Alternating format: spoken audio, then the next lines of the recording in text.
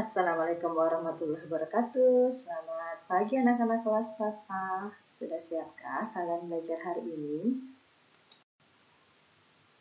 Sebelum belajar, mari berdoa dulu ya. Bismillahirrahmanirrahim.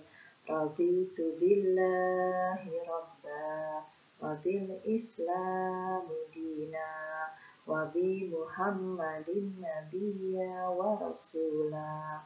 Rabbi zidni ilma warzuqni fahma. Amin.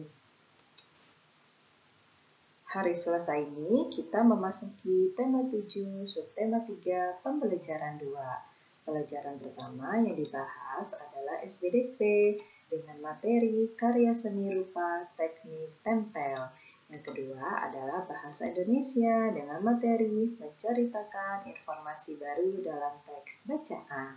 Yang terakhir adalah IPA yaitu gaya gesek. Mari kita mulai dengan pelajaran pertama yaitu SPDP. Keragaman budaya menghasilkan keragaman karya seni. Salah satu contoh karya seni berupa seni rupa. Sekarang kita akan belajar jenis-jenis karya seni rupa. Yang pertama adalah montase. Montase adalah karya seni yang dibuat dengan menempelkan gambar-gambar yang sudah jadi. Cara membuat karya montase adalah sebagai berikut. Yang pertama, kalian tentukan tema karya, misalnya tentang keragaman budaya di Indonesia. Yang kedua, buatlah rancangan karya montase pada selembar kertas. Yang ketiga, carilah gambar-gambar sesuai rancangan.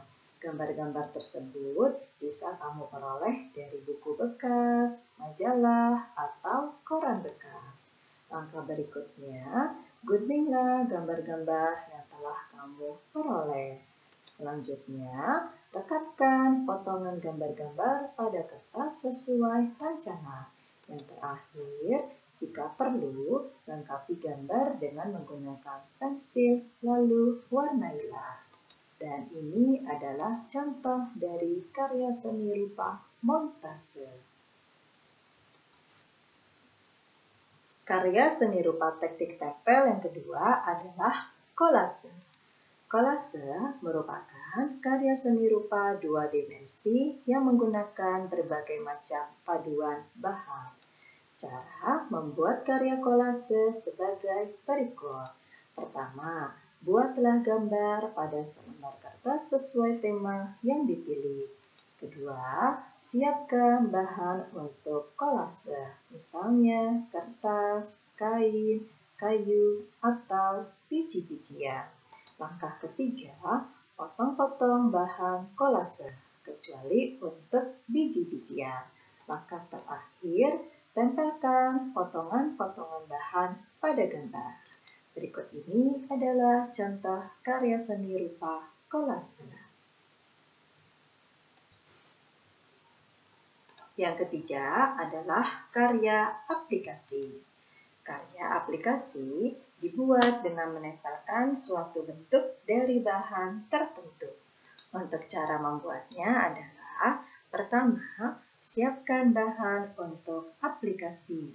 Misalnya kain atau kertas. Kertas yang digunakan boleh kertas berwarna atau kertas bekas kalender. Langkah kedua, rancanglah gambar pada selembar kertas sesuai dengan tema yang dipilih. Selanjutnya, potonglah kain atau kertas menjadi bentuk tertentu. Misalnya daun, bunga, binatang, atau bentuk-bentuk lain sesuai dengan gambar rancangan. Langkah terakhir, tempelkan potongan bentuk tersebut pada benda yang akan dihias. Tempelkannya menggunakan lem atau dengan menjahit jika aplikasi yang digunakan menggunakan kain. Dan ini adalah contoh dari hasil karya seni aplikasi kain pada tas. Yang terakhir adalah mozaik. Mozaik adalah karya seni rupa 2 atau 3 dimensi yang dibuat menggunakan material dipotong-potong atau sudah berbentuk potongan kemudian disusun dengan ditempelkan pada bidang datar dengan cara dilem. Untuk cara membuat karya mozaik adalah: pertama, buatlah gambar pada selembar kertas sesuai tema yang dipilih. Kedua, siapkan bahan untuk mozaik, misalkan kertas, kain, atau kaca. 3. Potong-potong bahan menjadi potongan kecil-kecil. Yang terakhir, tambahkan potongan-potongan bahan pada gambar. Ini adalah contoh dari karya seni rupa mozaik. Anak-anak, kita lanjutkan dengan materi berikut, yaitu bahasa Indonesia. Berikut ini adalah cara menemukan informasi penting dari teks yang disajikan. Yang pertama adalah bacalah teks dengan cermat. Usahakan membaca dengan cepat, tetapi harus tepat memahami isi dari bacaan. Yang kedua, bacalah dalam hati atau tanpa suara. Membaca dalam hati akan menambah konsentrasi dalam membaca dan waktu yang diperlukan sedikit. Yang ketiga, berlatih menafsirkan makna kata dalam bacaan. Jangan terpaku jika ada kosakata yang belum kamu pahami, tetapi selesaikan bacaan tersebut sampai akhir kalimat. Pelajaran terakhir hari ini adalah IPA. Gaya gesek adalah gaya berlawanan arah yang dihasilkan oleh satu benda ke benda lain yang dipengaruhi oleh permukaan benda. Ada 2 macam tekstur permukaan benda, yaitu kasar dan halus. Setiap jenis tekstur memiliki kelebihan dan kekurangan tergantung peruntukannya.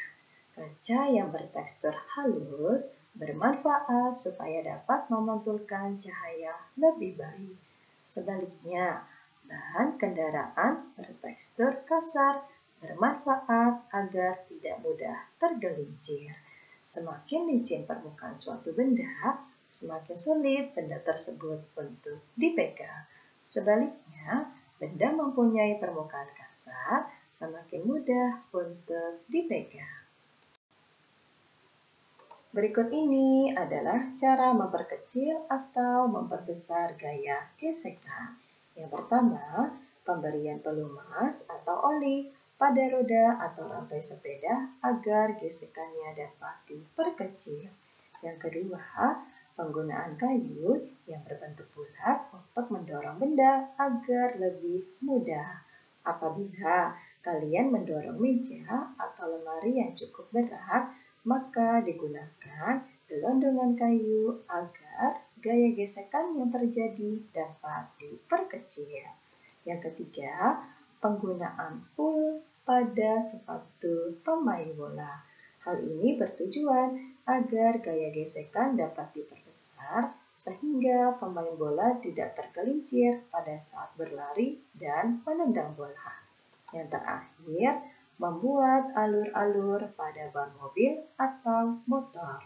Untuk menghindari permukaan licin pada jalan yang dilewatinya, pada ban motor dan mobil terdapat alur-alur.